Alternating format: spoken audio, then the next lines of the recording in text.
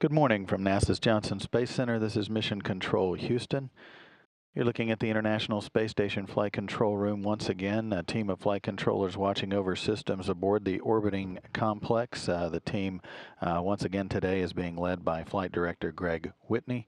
He is side saddled by Mark Regan, who is serving there in the dark shirt as the communications link between the flight control team here and the crew aboard the International Space Station.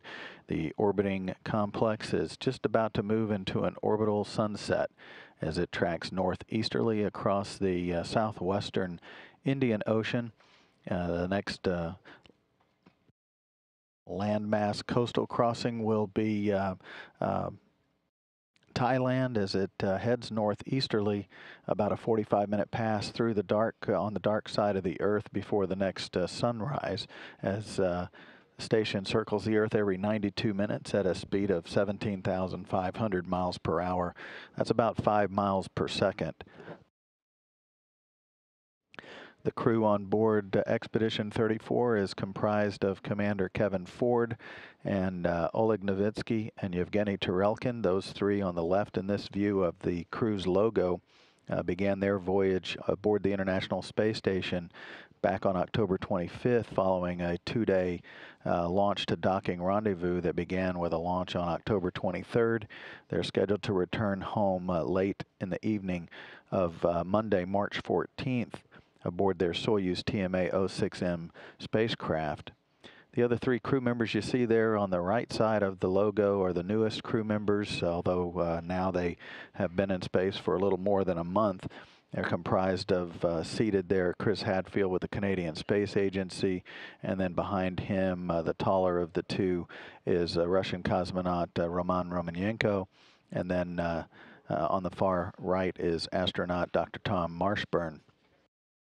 The original three, or the first three crew members, have been aboard the station for 92 days now and in space for 94, and the other three have been in space now for 37 days, 35 of those aboard the International Space Station.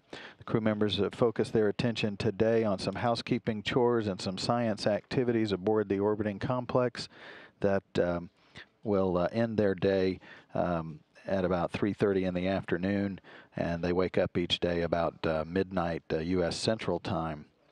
Focus today is on some experiment work, as mentioned, including the in-space experiment designed to investigate fluids containing ellipsoid-shaped particles, and also working with some additional maintenance activities back in the U.S. airlock Quest. Also, the crew members have been taking turns performing some ultrasound testing in the human research arena, and that has been going on throughout the day today for the crew members as well. Exercise, another part of their daily routine, as is conversations periodically with the ground here in Mission Control Houston and other flight control centers that support the International Space Station activities on board.